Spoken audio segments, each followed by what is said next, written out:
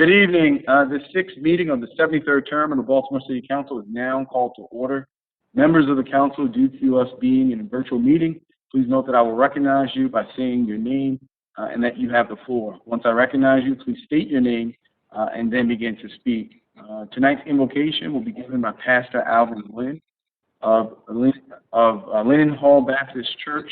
Pastor Glynn, the floor is yours.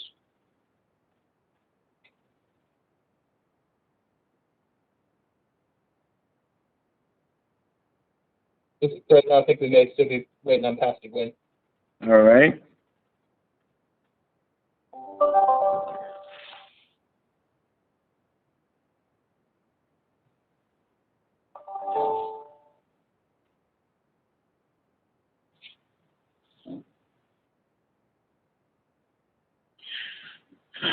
I'll just ask everybody to bow their heads. Lord, we come before you today, the sixth meeting of the 73rd Council. Please ensure that our minds are clear, our spirits are free, and we do the work of the people here in the city of Baltimore. This is a truly trying time for many of our residents. Our seniors are secluded. Our children are trying to cope and deal with virtual learning. And the economy has been completely impacted by COVID-19. Understand and know that individually we can do amazing things, but collectively we can forever change the trajectory of our city. And it's about now that we have to work together to do that. We thank you for this opportunity. We thank you for being servants. Amen. All right. So now we're going to go over to Pledge of Allegiance. Please turn to a flag or whatever you do every week, and we're about to say Pledge of Allegiance.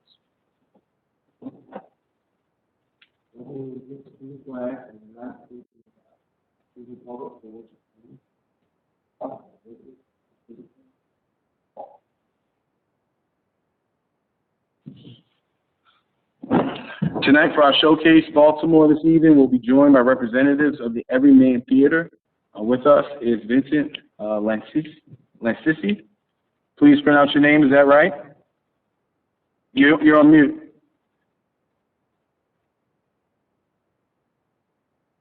You're still on mute.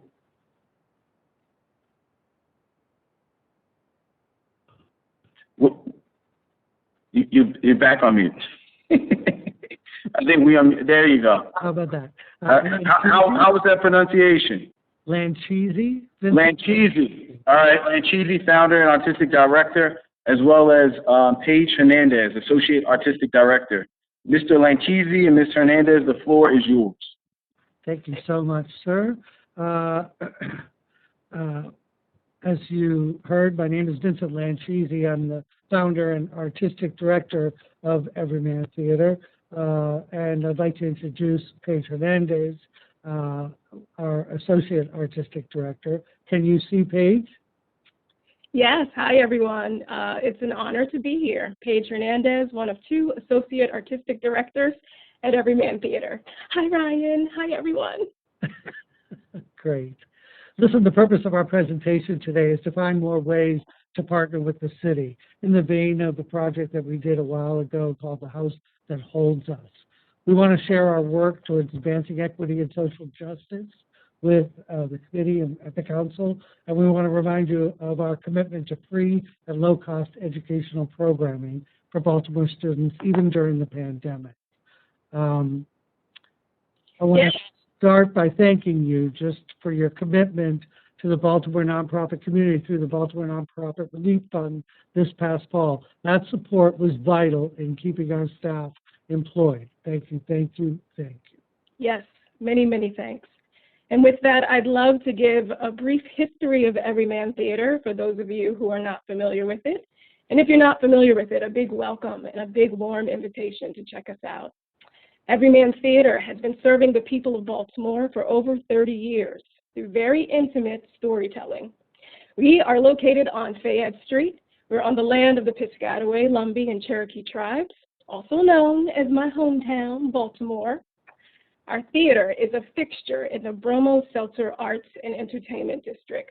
We're also across the street from the Hippodrome Theater and diagonal to Lexington Market. We share a block with businesses like Red Boat, Maiwan Grill, and Forno. We've been producing plays in that space since 2013, and before that at our previous facility on Charles Street. What makes Everyman Theater so unique is that we have a resident company of artists, and this is a very important theater-making tradition that is becoming increasingly rare in our industry. The theater's work focuses on building empathy, forming connections between audiences and artists, creating space for marginalized voices, and finding commonalities in the lived human experiences of our community. I am a true testament to that, as I attended Everyman Theater as a student at Baltimore School for the Arts, and now full circle, already in programming as Associate Artistic Director. I'd like to take a second just to talk a little bit about equity and solidarity. You know, at Everyman, we've created a committee on anti-racism, equity, and solidarity. We're responding vigorously to the We See You White American Theater document. We've crafted a statement of solidarity to continue to guide our work. Everyman Theater is committed to an equitable and diverse and inclusive atmosphere at every level of the organization, staff, board, audience, and artists. We seek to include and reflect and give agency to the varied experiences of our community, being mindful of the historically marginalized BIPOC, LGBTQ+, and ADA communities. We aspire to become an artistic home that is multicultural in representation and centered on anti-racist and anti-oppression practices. We've enabled racist and systemic traumas in our home. We've contributed to and benefited from systems of oppression. While we've worked to share power with underrepresented populations, provide space for marginalized voices, and standardize more equitable practices, we know we have more work to do. We commit to deprogramming our individual biases and dismantling both internally and externally inherited systems of oppression. Notable commitments: we've eliminated our rehearsal process that includes actors and staff working 10-hour, 12-hour days during tech when we're putting the final pieces onto our productions. We've added BIPOC benchmarks for writers, production staff, and the creative team, ongoing anti-racism training, addition of a CARES chair, that's our Committee on Anti-Racism and Equity. We've created that chair as a member of the board's executive committee. And we've updated a code of conduct that includes modernized definitions and examples of harassment and abuse, provides tools for conflict resolution and bystander intervention. So Vinny really talks a little bit about what we're looking forward to in our shifts as we move forward and continue to improve. But there's been a lot of continued commitments that we'd like to highlight in this moment. One is that people is one of the core values of Everyman Theater. And we've sought to prioritize keeping our employees and our artists safe and cared for. For that reason, we are super proud that we have not had to fire or furlough any of our permanent full or part-time staff, putting us just among 10% of the League of Regional Theaters in the country who can say that. We've accomplished this due to our shift in digital programming and retraining our staff to fulfill different roles during this pandemic. I mentioned before that my major connection to Everyman way back in the day was our matinee program. That is still going on strong.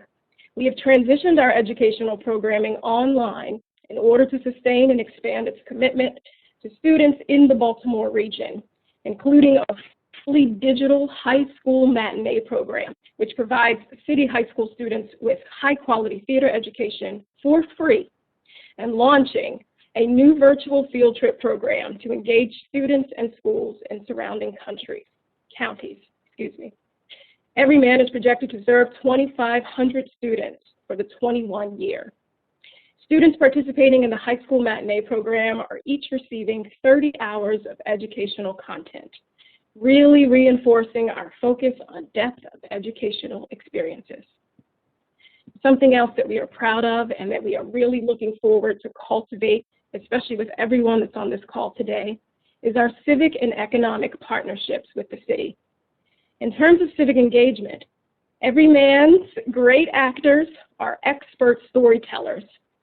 Theater evokes empathy, And we would like to continue to partner with agencies and departments to help get your messages out. We can be effective communicators, trainers, facilitators. We care about the community, and we would love to know about more opportunities where we can make a difference with you. One example of that is the House That Holds Us. That was our successful partnership with the Baltimore Office of Equity and Civil Rights. It drew an estimated initial audience of 1,000 viewers, and this was at the end of the summer, around August. The content has been adapted for other programs, like our high school matinee program. We also learned of some tremendous impact, that actual program was able to change residents in Baltimore's lives. We would love to use this as a model for future partnerships with the city. We're also very interested in economic development. As vaccines take hold and people come out of hibernation, downtown areas will need the arts to attract patrons back to life. Theatergoers dine, park, and purchase goods and services around their theater-going experiences. Everyman can play a role in the economic recovery and revival of downtown Baltimore. With the city's help, we can shine a light on Everyman when it reopens, and it'll benefit many businesses and the citizens throughout the region. Before closing with the pandemic, Everyman was producing over 250 performances each season, with the theater offering public programming 200 days of the year that draws a total audience of about 48,000 people. It's important attractions to draw regular and constant foot traffic to the Bromo district. I just want to take a second to thank you all for your time today. I know how busy you are. It means the world to us. Thank you. Well, we're not too busy to hear from cultural institutions like you. You are the heartbeat of our city. You're exactly right when we talk about bringing folks back into downtown and filling up our streets. It will be institutions like yours will be at the forefront of it. Many people do not know this fact about me, but Paige, I would have been a student at Baltimore School for the Arts as well if you guys had a football team. I was in Twigs throughout my middle school years and got accepted into the School for the Arts, but I decided to go to Poly to play football. So I just wanted to let you know how much we appreciate you. We know what you mean to the city as it relates to the growth of our city and sustainability of our city. And thank you so much for coming out today and addressing the city as well as the council. Thank you. Thank you so much. Thank you, Vincent. Thank you, Paige. Please know that you have friends here on the Baltimore City Council. Thank you.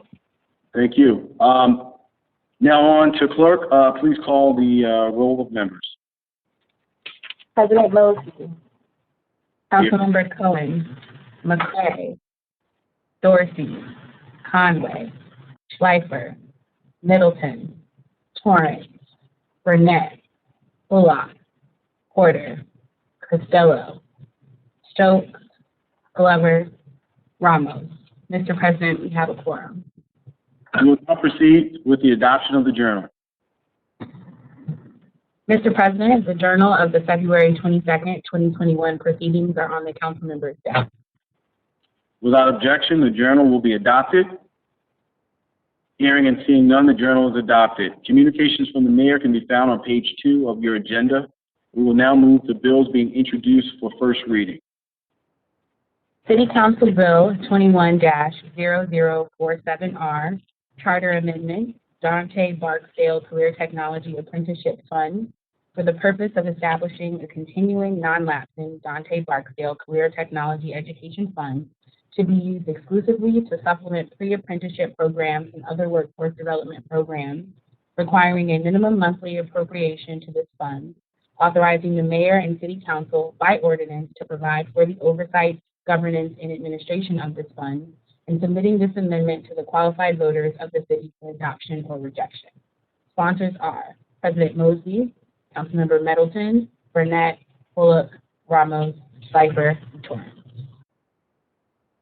I think we have Councilman Stokes who would like to be added on as a sponsor. Councilman Cohen would like to be added on as a sponsor.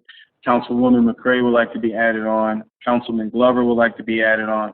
Councilwoman Ramos would like to be added on. Is there any other hands? Councilman Dorsey would like to be added on. Councilwoman Felicia Porter would like to be added on. I believe I have everyone. Is that right? Chairman Costello would like to be added on.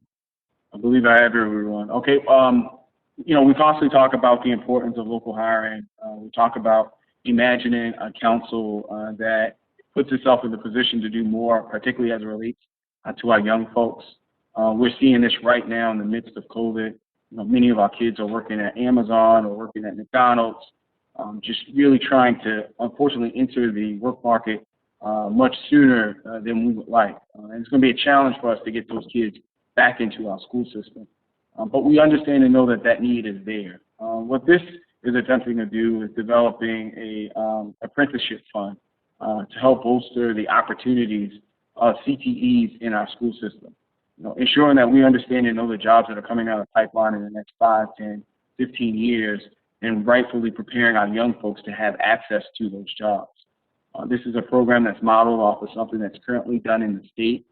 Basically, companies that are doing business for the city would be required to put money into this fund, and that fund will be utilized again to provide real opportunities to our young folks as it relates to CTE initiatives in our city.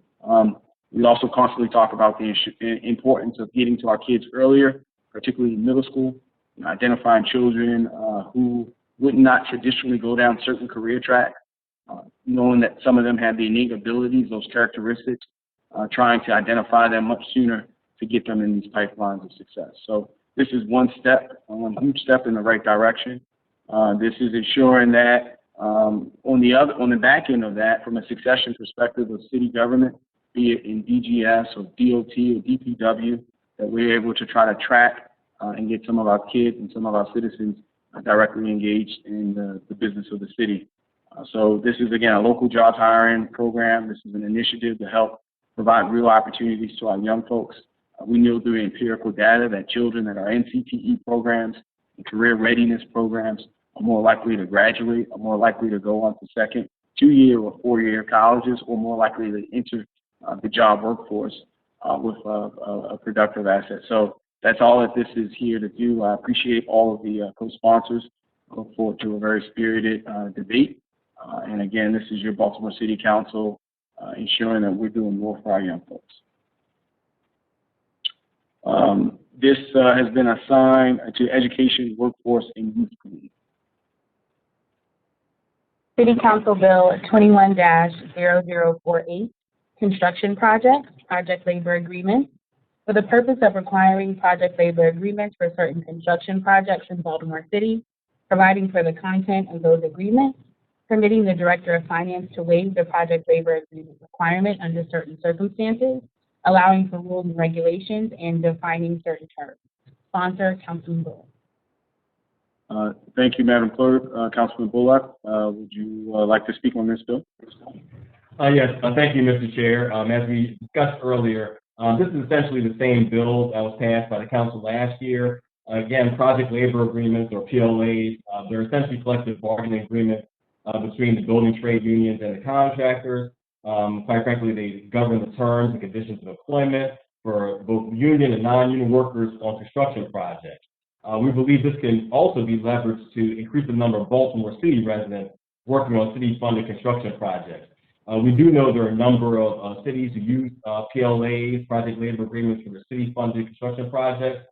Some of those cities include Washington, D.C., New York City, Chicago, Los Angeles, and Philadelphia.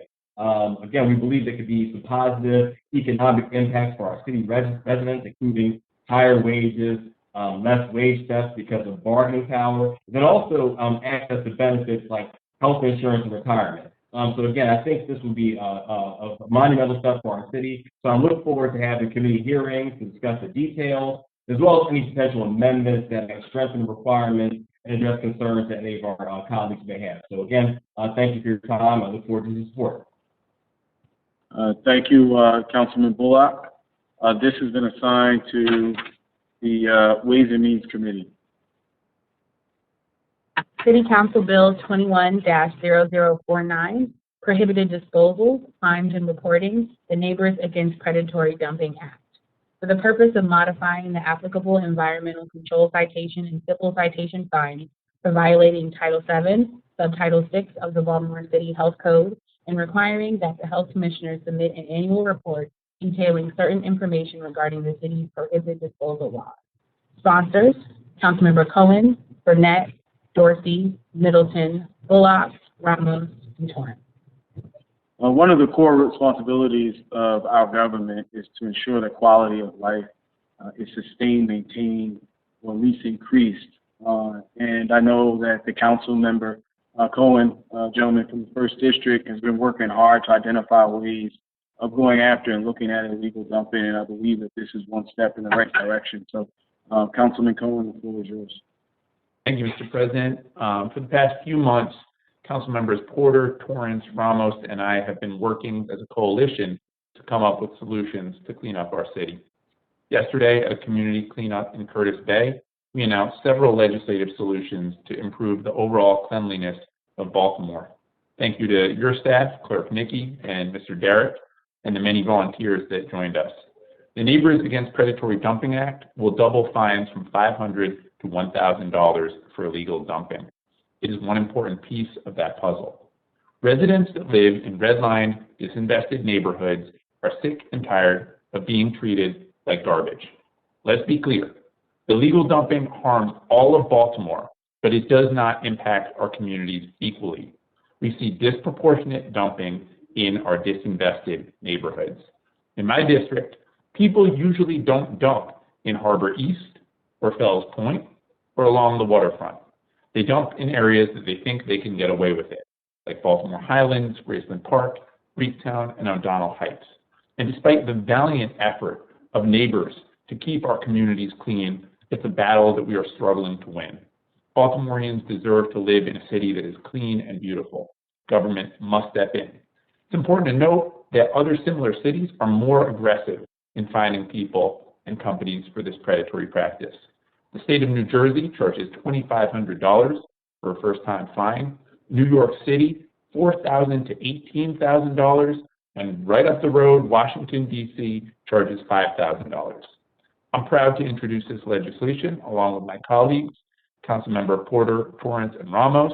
We're also introducing bills to make it easier for small haulers and regular Baltimoreans to dispose of trash the right way. This is an all-in effort, and we need all of our residents to dig in with us.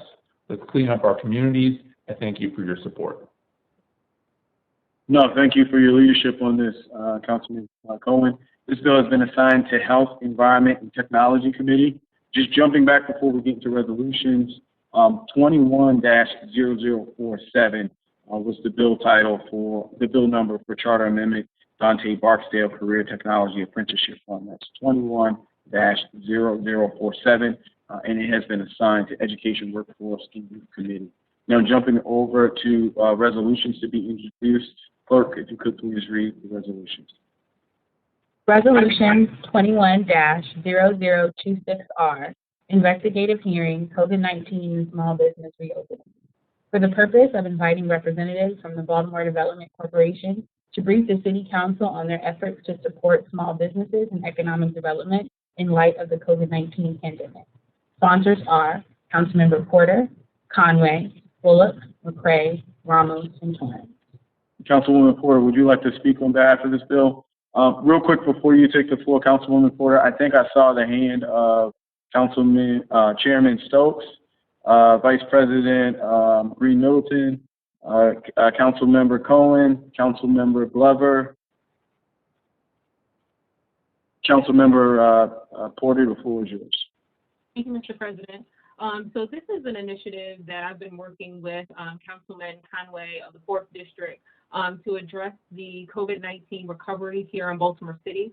The Baltimore Development Corporation gave away 1,000 small business assistance grants totaling $13 million to small businesses in the city of Baltimore.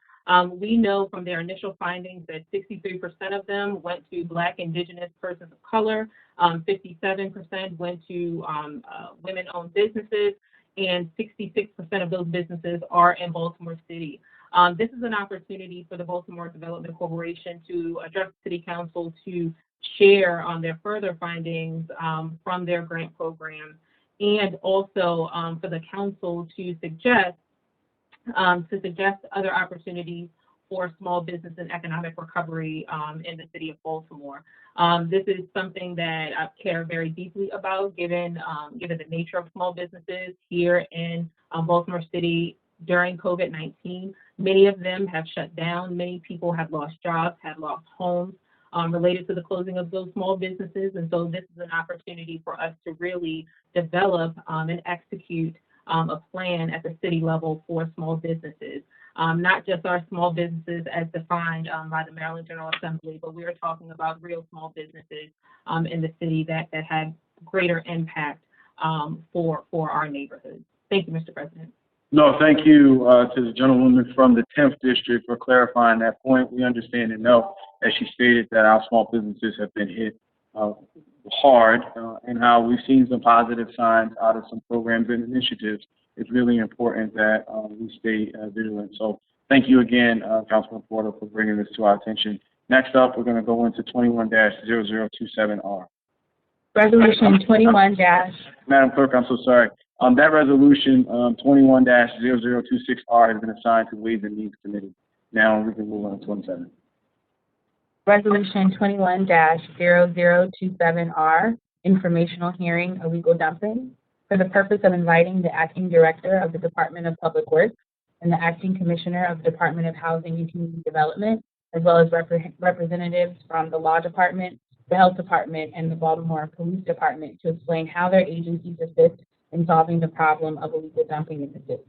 Sponsors are Councilmember Torrance, Middleton, Burnett, Bullock, McCray, and Ramos. I see Chairman Stokes with his hand raised as a co-sponsor. I see Councilwoman Alicia Porter, Councilman Cohen as sponsors as well. The gentleman from the 7th District, Councilman Torrance, the floor is yours. Thank you, Mr. Chair. I just want to thank my colleagues for signing on as co-sponsors, as well as acknowledge to the public that this is the hard work of having discussions with the agencies to discuss where their current processes are, as well as what their current challenges are, and giving them the charge to provide solutions to the council in ways that we can support them legislatively. So this is a collective action, collective effort between us and the agencies. I just want to recognize that. And thank you all for signing. No, thank you, Councilman. Again, this is work that Councilman Torrance, as well as Porter and Cohen have been working on for a couple of months, and this is the culmination of it. I know that this is the first step of many steps, so thank you for taking this issue on. We're going to move on to, that's been assigned to Health, Environment, and Technology Committee. We're going to move on to 21-0028. Resolution 21-0028R, informational hearing, Baltimore's plan for our neighbors experiencing homelessness and residing in hotels during the pandemic. For the purpose of inviting the acting director of the Mayor's Office of Homeless Services, the director of the Mayor's Office of Children and Family Success, the city administrator, the acting commissioner of the Department of Housing and Community Development, and the advocacy groups Housing Our Neighbors and Homeless Persons Representation Project to brief and advise the city council as to the overall outcomes for neighbors experiencing homelessness who are able to reside in hotels, what is next for them, assistance for those experiencing homelessness in encampments during the crisis, and the availability of programs to access housing. Sponsors are Councilmember Ramos, Middleton, Bullock, Schleifer, and Torrance. I see Chairman Stokes would like to go on as a co-sponsor. Any other additional co-sponsors? I see Councilman Cohen, Councilwoman Porter. Okay, the floor is yours, Councilwoman Ramos. Thank you, Mr. President and council members.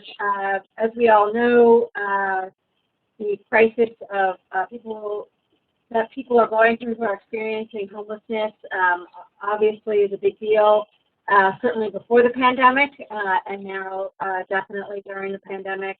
The Mayor's Office of Homeless Services has taken leadership to house many of them in our hotel, in some of the hotels. But we still have, encampments, and we're still dealing with this issue. So this hearing will be to bring everyone together to understand what the next steps are in the plan, particularly if federal funding to help with housing our neighbors experiencing homelessness may expire. It's going to expire at some point, given the end of the crisis, the pandemic. So what will be next for them? And that's what this hearing is about. And I'm really much looking forward to it, and looking forward to working with everyone on the next step for the solutions for this crisis, particularly since it may be getting worse sooner than later if we're not able to stop some evictions. So thank you, Mr. President, and thank you, council members, and I look forward to the hearing. Thanks. No, thank you, Councilwoman Ramos. This resolution has been assigned to Economic and Community Development Committee.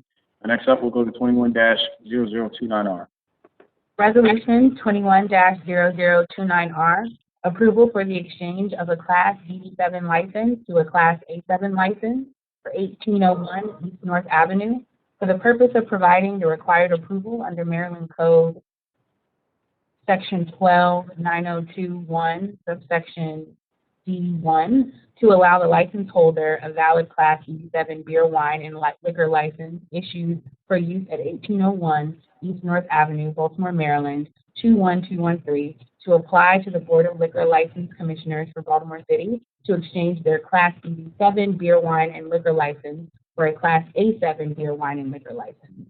Sponsor, Councilmember Stokes. This resolution has been assigned to Economic and Community Development Committee. Moving on to 21-0030R.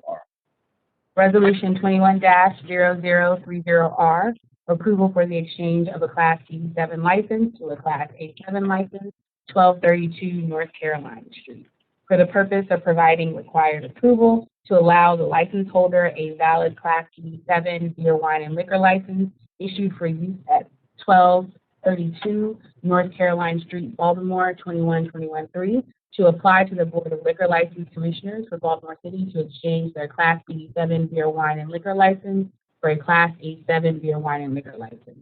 Sponsor, Councilmember Stokes. This resolution has been assigned to Economic and Community Development Committee. On to 21-0031R. Resolution 21-0031R, approval for the exchange of a Class D7 license to a Class A7 license, 1041 Greenmount Avenue, for the purpose of providing the required approval under the Maryland Annotated Code Alcoholic Beverages article to allow the license holder holding a valid Class E7 beer, wine, and liquor license issued for use at 1041 Greenmount Avenue, Baltimore, Maryland, 21202, to apply to the Board of Liquor License Commissioners for Baltimore City to exchange their Class B7 beer, wine, and liquor license for a Class A7 beer, wine, and liquor license. Sponsor, Councilmember Stokes. This resolution has been assigned to the Economic and Community Development Committee. On to 21-0032R. Resolution 21-0032R, informational hearing, studying the feasibility of a small hauler incentive program for the purpose of inviting representatives for the Department of Finance, Department of Public Works, and the Department of Health to discuss the feasibility of enacting a small hauler incentive program to better offset illegal dumping and litter in our community. Sponsors are Councilmember Porter, Middleton, Burnett, Bullock, McCray, Ramos, and Torrance. I see the hand of Councilman Cohen as a co-sponsor. Councilwoman Porter, the floor is yours. Thank you, Mr. President. So this is a practical means to address illegal dumping here in Baltimore City.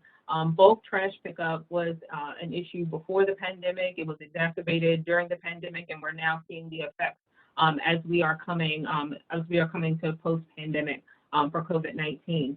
We know that 10,000 tons of waste are illegally dumped in our city every year, and so this is an opportunity to incentivize our small haulers that are already working in this space to work in collaboration with the Department of Public Works to pick up these illegally dumped bulk items in our neighborhood alleyways, our neighborhoods, our parks. And so this proposed legislation would, one, decrease or eliminate fines related to proper disposal. So we want to eliminate as much barrier as possible for small haulers to deliver waste properly to their transfer facilities. So eliminating or reducing the tipping fees related to it is something that I'm looking forward to instituting. Secondly, offering an incentive program for small haulers based on their tonnage of waste that they provide to these transfer facilities. So not only are we picking up the trash and creating a nimble way for DPW to operate, we are providing an incentive model for our small haulers so that they are able to have gainful legal employment as well. And so we know that most of our small haulers in Baltimore City, some of them are returning citizens, some of them cannot get jobs the traditional way, and so this provides an opportunity for them to have gainful employment legally. I look forward to talking about this a lot more. This was a pilot program initially started under former Mayor Young, and I'm looking to expand it with the help of my colleagues. Thank you so much, Mr. President. No, thank you, Councilwoman. Again, I would like to publicly just thank you for your leadership in this issue. Quality of life is a major concern for many folks throughout our districts in our city, and innovative solutions like this and just trying to figure out what works and scaling them up is definitely types of solutions that we want to kind of go after. So really know that you've been at the forefront of this since taking office, and appreciate all the work that you've done to date and look forward to a quality hearing. This resolution has been assigned to the Health, Environment, and Technology Committee. On to 21-0033R. Resolution 21-0033R, investigative hearing, women in public safety, leveling the playing field, for the purpose of requesting that the Chief of the Baltimore City Fire Department, the Commissioner of the Baltimore Police Department, and the Director of the Department of Human Resources come before the Baltimore City Council to provide information about their agency's strategy to recruit, retain, mentor, and promote more women. Sponsors, Councilmember McCray, Middleton, Burnett, Bullock, and Ramos.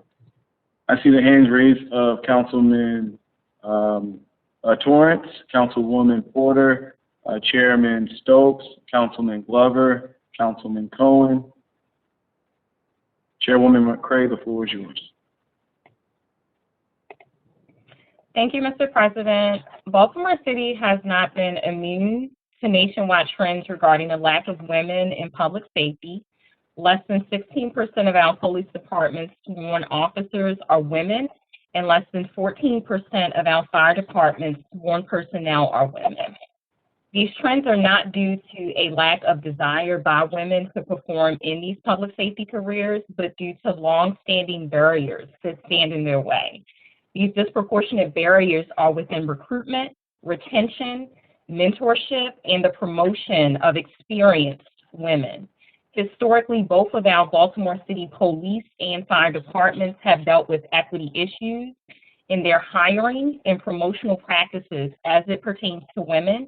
It was not until 1978 when the first woman was promoted through the ranks and held a command level position of major. It was not until 2020, that the Baltimore City Fire Department promoted the first woman to rise through the ranks to the command level of deputy chief. During the last term, the Labor Committee was able to examine the recruitment and hiring practices of the Baltimore Police Department and the recruitment, hiring, and promotional practices of the Baltimore City Fire Department. Through those hearings, it was visible to see that while women have made some progress, there is still a large disparity gap in the representation of women in both agencies, which increases the higher they try to promote. As we take this month to recognize women and their contributions, let us continue to work to ensure that women have the opportunity to be present in industries that they have historically been underrepresented in. 2021 is the year to open the doors for women to thrive in public safety positions in Baltimore City, and I look forward to a thoughtful dialogue on this topic. I want to thank all of my colleagues for your support, and thank you, Mr. President. And happy International Women's Day. No, thank you, Chairwoman. I believe, did I see another hand? Oh, no, you guys were just pumping your fists. All right, there we go. The women were pumping their fists. No, thank you again for bringing this attention to us. We understand and know that inequities exist all throughout government as well as private industry. It's really hard to push for private industry to do something that we're not doing publicly as it relates to our public sector. So again, Council Chairwoman McCray, I thank you for your leadership on this effort. This resolution has been assigned to Public Safety and Government Operations Committee onto 21-0034R. Resolution 21-0034R, informational hearing, Baltimore City broadband expansion.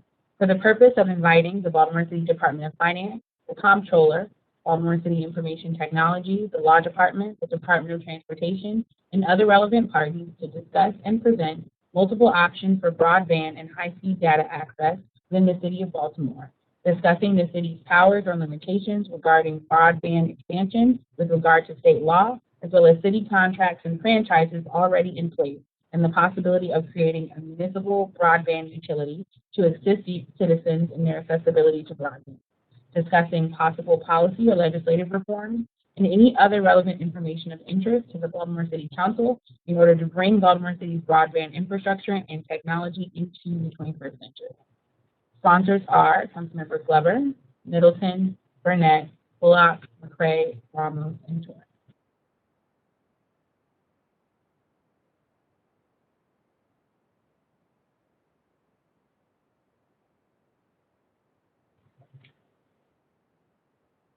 The floor is yours.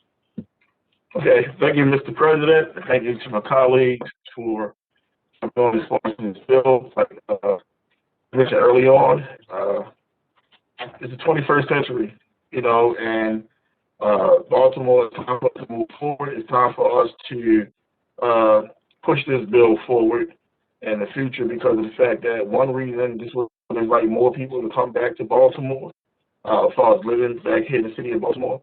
And it also create benefits for our business community. As I mentioned early on during the launch of this bill, was written to address disparities surrounding access to broadband in Baltimore City. We all know that one company has taken over the monopoly on broadband here in the city and allows them to continue to raise the prices on people, and we're forced to basically pay those prices because of the fact that we have no one else to compete with them. So I look forward to moving this resolution forward, and I hope that our colleagues will continue to support as we move forward in the 21st century. I appreciate it. Thank you. No, thank you, Councilmember Glover. This resolution has been assigned to the Health, Environment, and Technology Committee. Moving on to the consent calendar, you can find the consent calendar in Section A at the back of the agenda. Is there a motion to approve the consent calendar? So moved, Council. Second. It's been moved and properly second. All those in favor of approving the consent calendar, please say aye. Aye. Aye. Aye. All those opposed, please say nay. The ayes have it. The motion carries and the calendar is approved. And now we'll move on to committee reports. We're going to first get to the bills on second reader. I'd like to recognize Chairman Costello. Thank you, Mr. President. I move that we read short titles for second and third reader for the duration of the meeting. Hearing and seeing no objections, we will be on to short titles for the remainder of the meeting. There it goes. We're on the short titles for the remainder of the meeting. The first up is City Council Bill 21-0005. City Council Bill 21-0005, zoning conditional use conversion of a single-family dwelling unit to two dwelling units in the R7 zoning district, variances 810 Argonne Drive. I would like to recognize the chairwoman of the committee, Vice President Green Middleton. Thank you, Mr. President. The committee heard several zoning bills on March 2nd, and this particular bill, 21-005, was sponsored by Councilman Conway of the 4th District. The committee heard the bill on March 2nd, 2021. There are finding of the facts for in council members' packets. I move the finding of the facts. Is there a second? Second. It's been properly moved in second. All those in favor of approving the finding of the facts, please say aye. Aye. Aye. All those opposed, please say nay. The ayes have it. The finding of the facts are approved. Chairwoman Green Middleton. And I move the bill favorable. Is there a second? Second. Since it's been moved and properly second, all those in favor of approving this bill, please say aye. Aye. Aye. Aye. All those opposed, please say nay. The motion is approved. The bill moves on to third reader. On to City Council Bill 21-006. City Council Bill 21-0006, rezoning 407 Minnehaha Road. Chairwoman Middleton, the floor is yours. Thank you. The council also heard Bill number 21-006 on March 2nd, 2021. The sponsor again was Councilman Conway of the 4th District. The committee heard the bill, as I said, on March 2nd. There are finding of the facts on council members' packets. I move the finding of the facts. Is that a second from you? Yes. It's been properly moved and seconded. All those in favor of approving the finding of the facts, please say aye. Aye. Aye. Not all at once. Those opposed, please say nay. The ayes have it. The finding of the facts are approved. Back to you, Chairwoman Middleton. And I move this bill favorable. Second. It's been moved and properly second. All those in favor of approving this bill, please say aye. Aye. Aye. Aye. All those opposed, please say nay. The ayes have it. This motion is approved. The bill moves to third reader. Now on to City Council Bill 21-0010. City Council Bill 21-0010, rezoning 2087 Druid Park Drive. The body would like to recognize Chairwoman Middleton again. Thank you, Mr. President. Bill number 20-0010 was heard on March 2nd, 2021. The sponsor was Councilman Torrance of the 7th District. There are finding of the facts in council members' packets. I move the finding of the facts. Is there a second? Second. It's been properly moved and second. All those in favor of approving the finding of the facts, please say aye. Aye. Aye. All those opposed, please Aye. say. The ayes have it. The finding of the facts are approved. Chairwoman Middleton, the floor is yours. And I move this bill favorable. Second.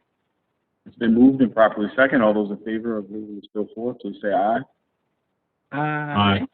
All those opposed, please say nay. The ayes have it. This motion is approved. This bill moves on to third reader. Next up, we have City Council Bill 21-0011.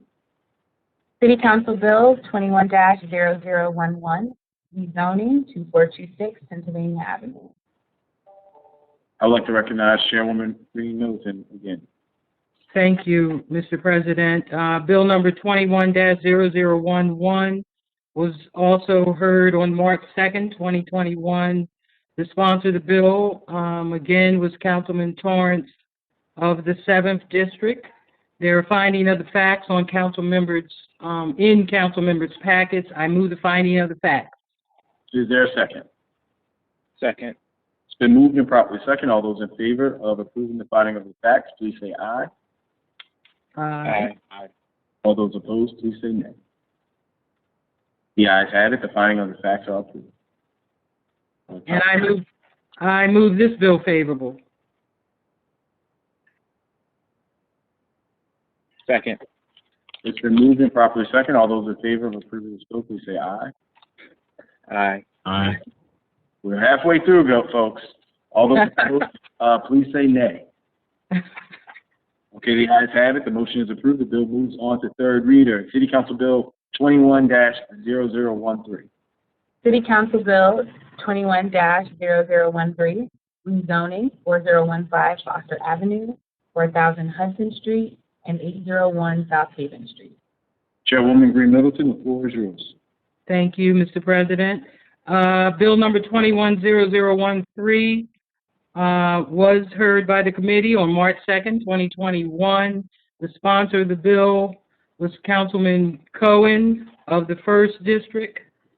There are finding of the facts in council members' packets. I move the finding of the facts. Is there a second? Second. All those in favor of approving the finding of the facts, please say aye. Aye. All those opposed, please say nay. The ayes have it. The finding of the facts are approved. Chairwoman Livingston, the floor is yours. Thank you, and I move this bill favorable. Second. Bill's been moved and properly second. All those in favor of moving this bill forward, please say aye.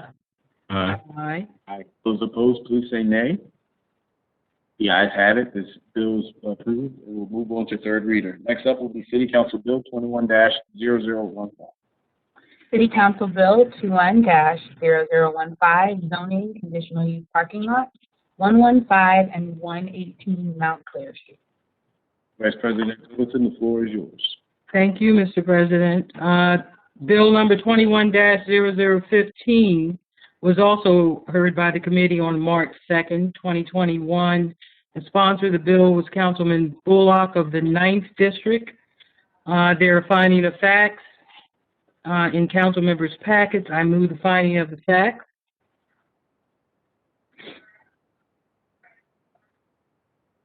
Council. Is there a second? Second. All right, it's been moved and properly second. All those in favor of approving the finding of the facts, please say aye. All those opposed, please say nay. The finding of facts are approved.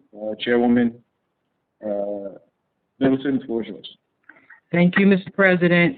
There is an amendment for this bill. The proposed parking lots must be approved by the Site Plan Review Committee, and the parking lots must comply with the requirements of the landscape manual.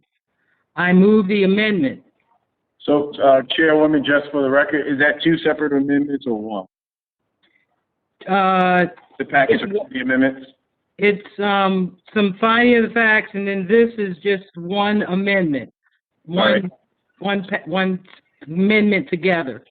All right, so we have a package of committee amendments. Was it properly second to move the amendments? I'm waiting for a second. Second. Okay. It's been moved and properly second. All those in favor of approving the committee amendments, please say aye. Aye. All those opposed, please say nay. Those amendments are approved. Chairwoman Middleton, the floor is yours. And I move the bill favorable as amended. Is there a second? Second. It's been moved and properly second. All those in favor of approving the bill with the committee amendments, please say aye. Aye. All those opposed, please say nay. Nay. Please let the record reflect that we leave one nay with Councilman Ryan Dorsey. This motion is approved. The bill moves on to third reader. Now we're going to move to Health, Environment, and Technology. Next bill up is City Council Bill 21-0002R. City Council Bill 21-0002R, investigative hearing in the flooding mitigation. At this point, I would like to recognize Chairwoman McCray.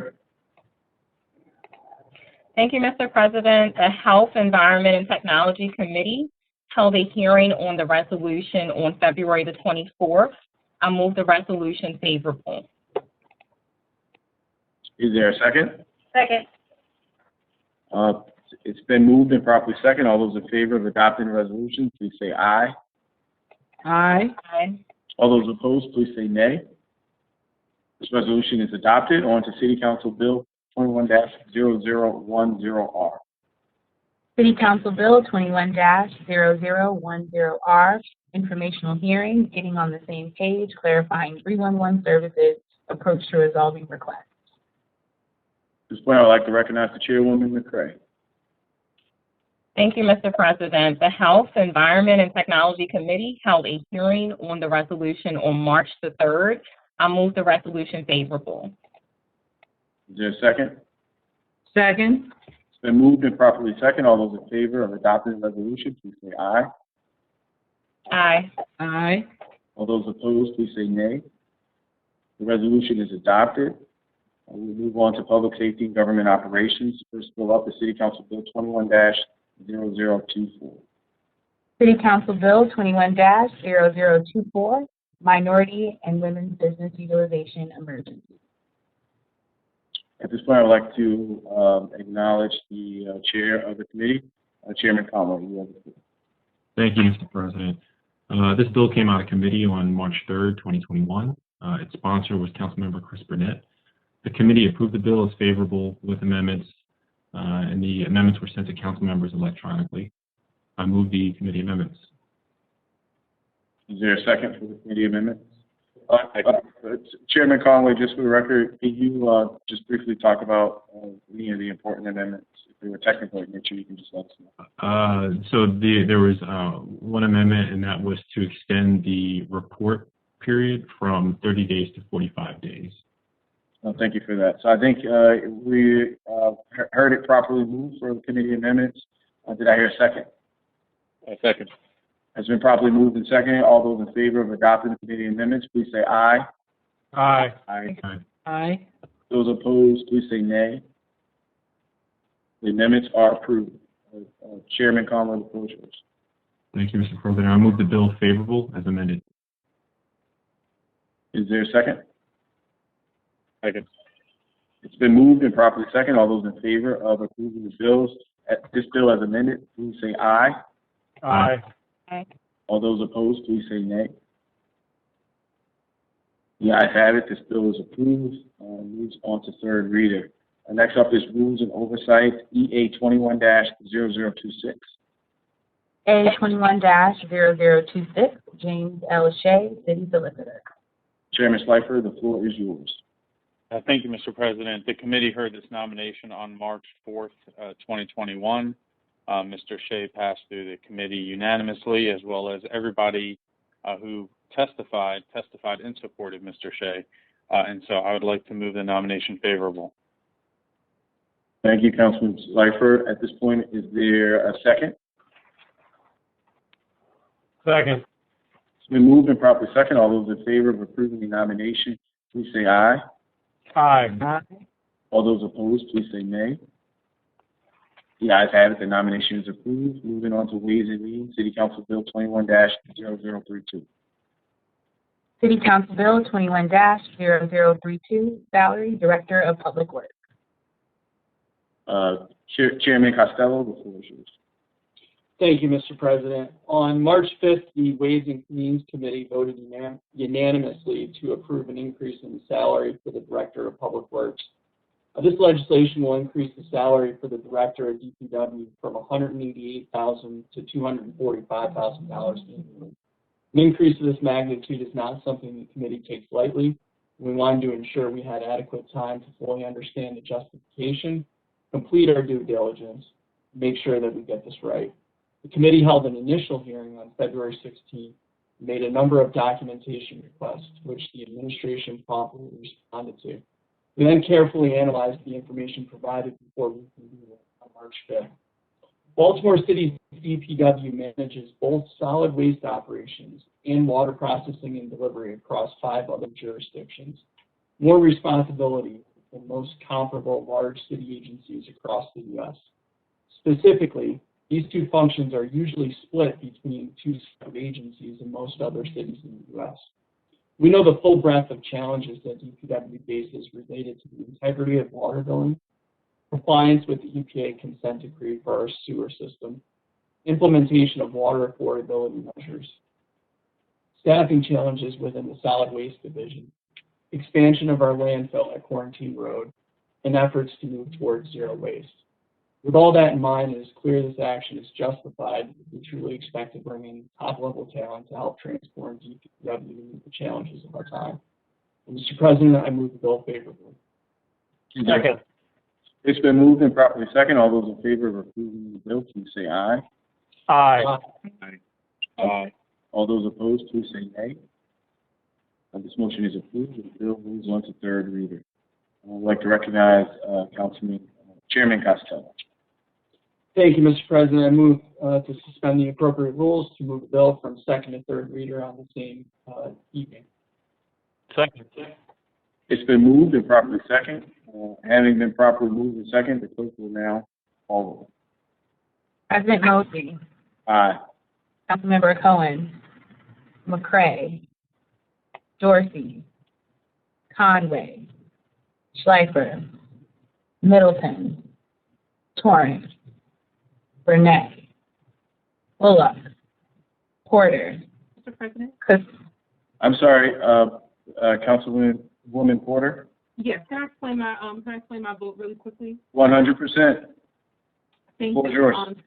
So given the nature of the DPW administrator, I hope that moving forward, we have a DPW administrator that not only focuses on waste management, but prevention efforts as well, and education efforts. And so I voted favorably for the salary increase with the hopes that this next administrator will not only focus on the enforcement of our waste management, but also expanding and reimagining how we envision waste management here in Baltimore City. Thank you, Mr. President.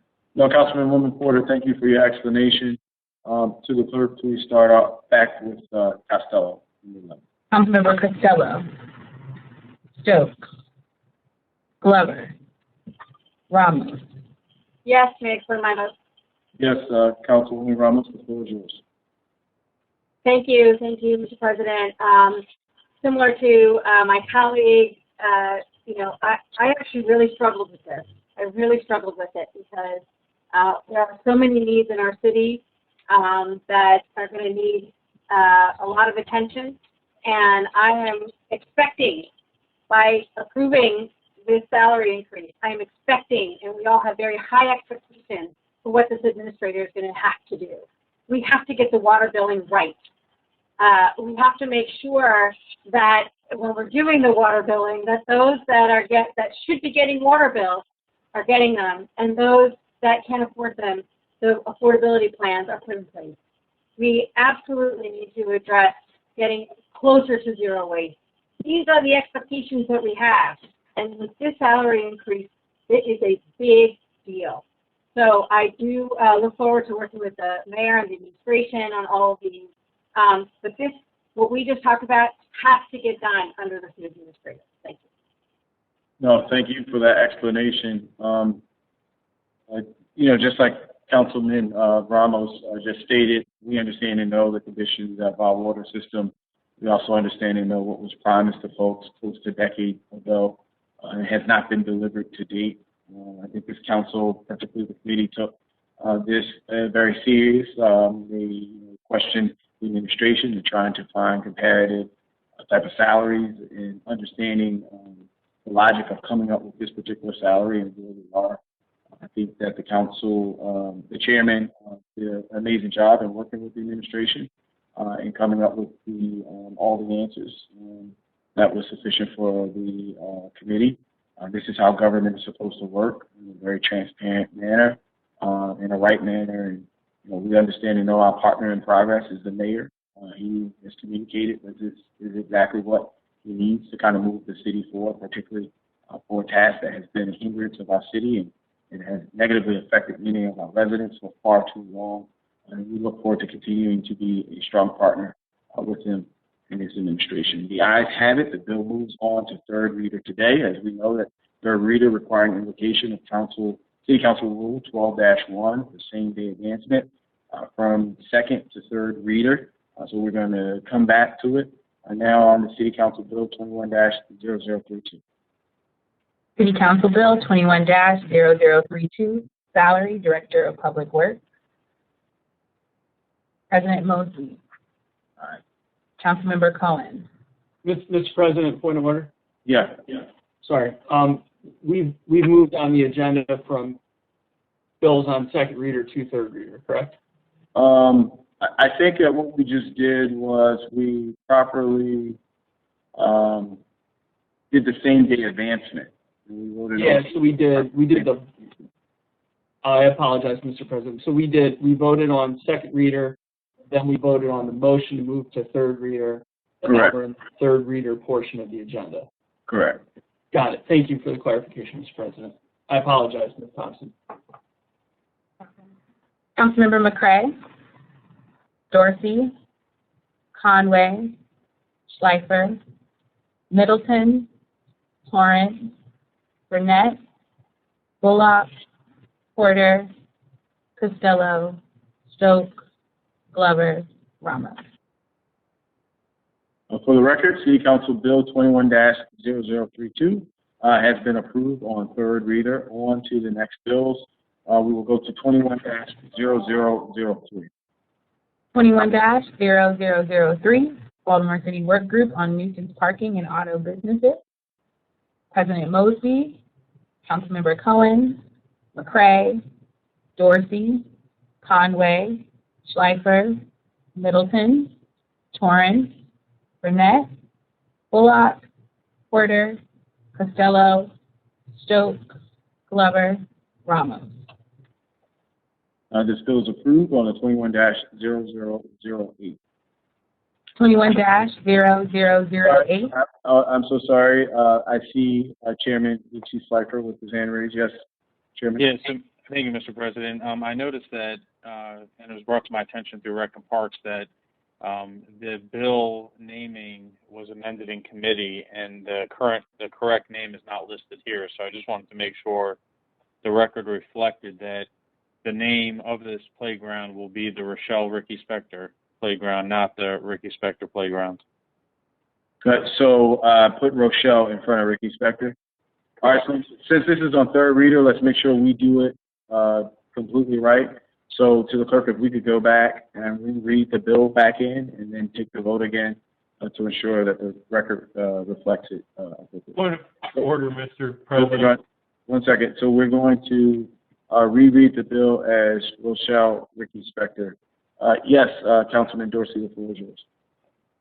Thank you, Mr. President. Having amended the title of bills myself before and encountered this same concern, procedurally, I think that the title is proper as it is listed in the agenda and is supposed to be read as such. No, there was an amendment to appropriately amend this title. It's important for us to read the title as the way the bill was appropriately amended.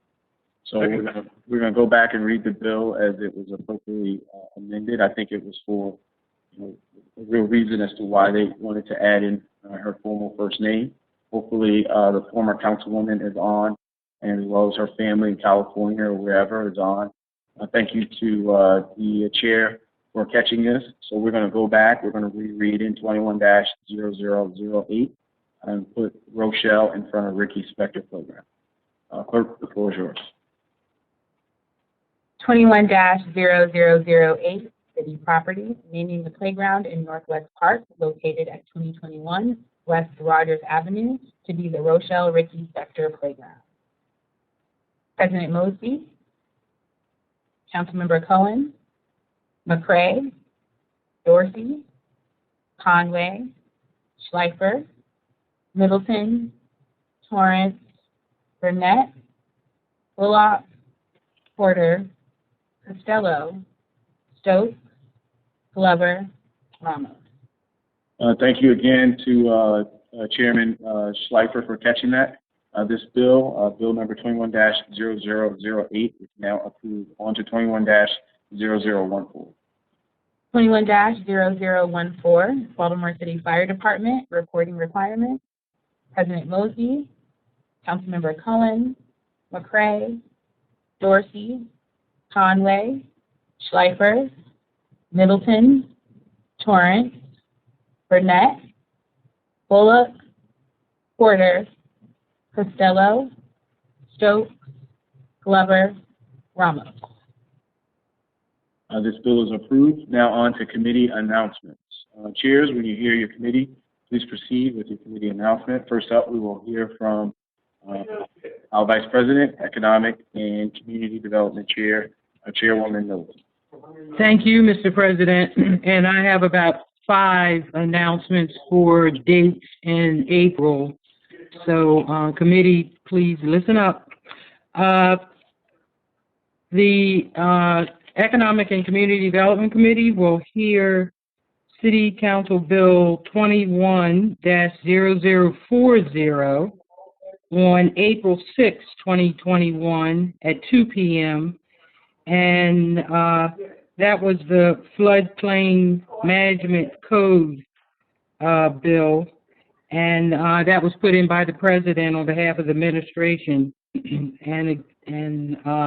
the next bill is bill number 21-0027, and that's going to be heard on April 13th, 2021 at 2 p.m.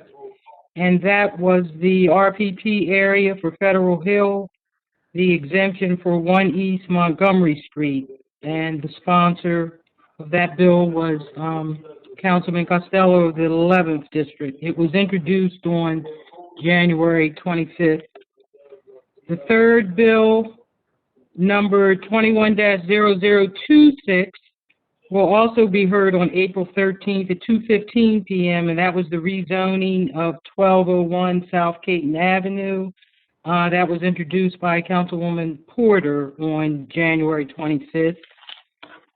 The fourth announcement, also on April 13th, 2021 at 2:10 p.m., bill number 21-0025, and that was a rezoning of 2200, 2205, 2220, 2310, 2330, 2400, and 2500 of Groening Highway, block 6916, lot 015. And the last hearing will be bill number 21-0031, and that will be heard on April 27th, 2021 at 2 p.m. And that's the landlord-tenant lease renewals. I think it's the last of that package. And the sponsor of this bill was Councilman Glover of the 13th District, which was also, the bill was also introduced on January 25th, 2021. Thank you, Mr. President. Thank you, Madam Vice President. Next, we'll hear from Education, Workforce, and Youth Committee. Chairman Stokes, the floor is yours. Thank you, Mr. President. I move to suspend Rule 10-2 to announce a hearing for Council Resolution 21-0022R. Without objection, the rules will be suspended. Hearing and seeing none, the rules are suspended. Councilman Stokes. Thank you, Mr. President. At the request of Councilman Dorsey from the 3rd District, Education, Workforce, and Youth Committee will hold a hearing on March 11th at 10 a.m. for assisting Baltimore City artists.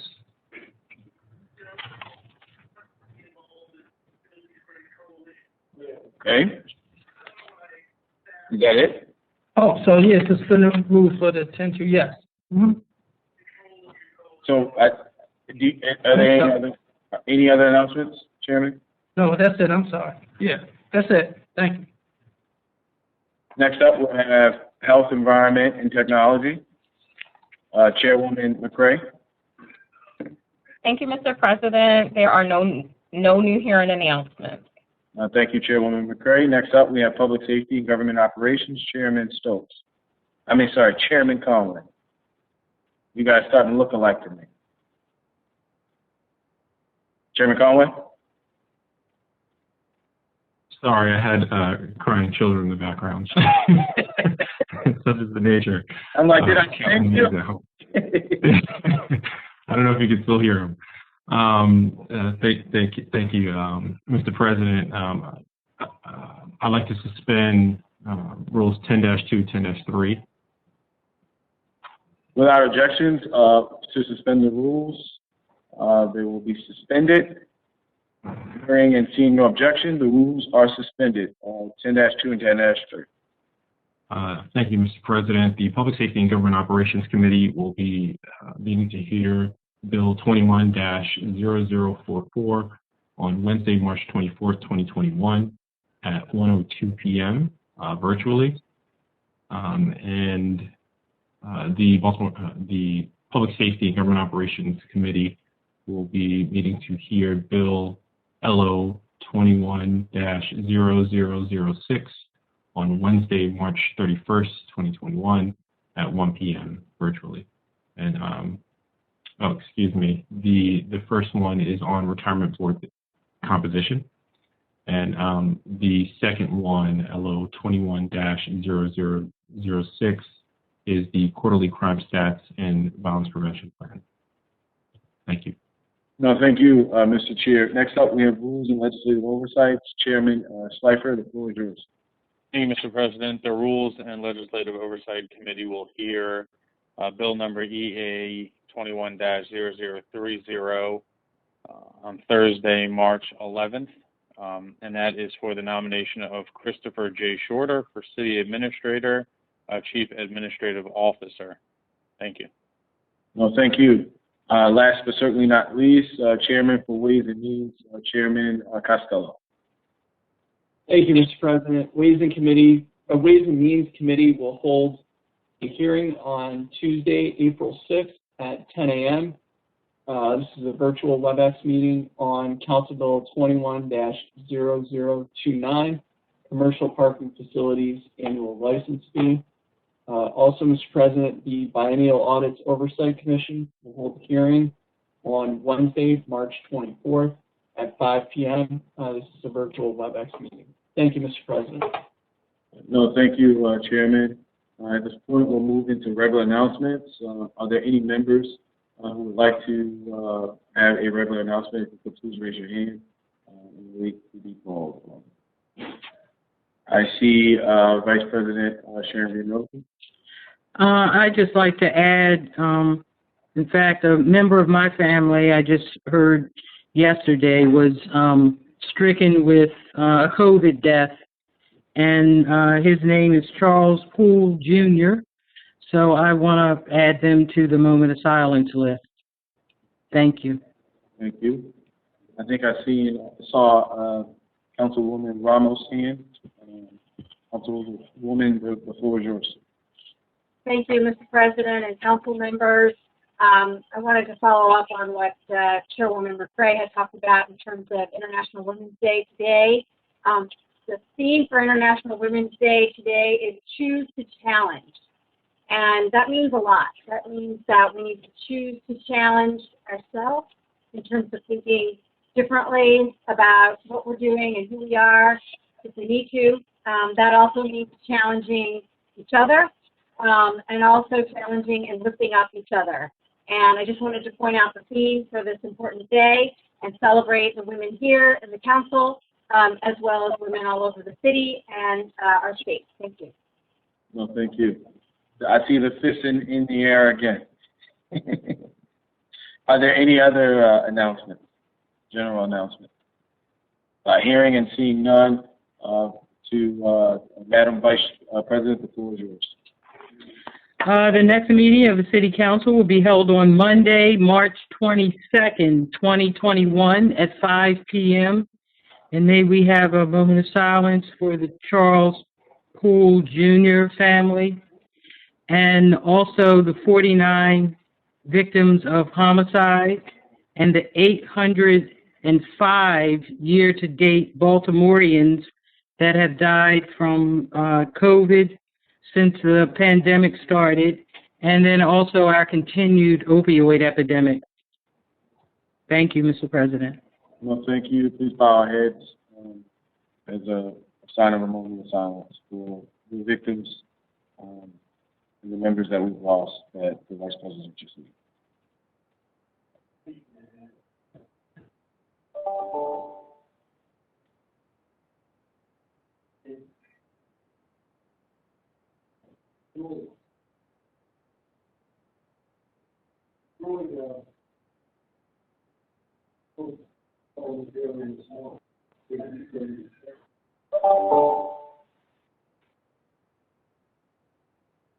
Thank you. There being no further business, this concludes the 6th meeting of the 73rd term of your Baltimore City Council. Love you, Baltimore.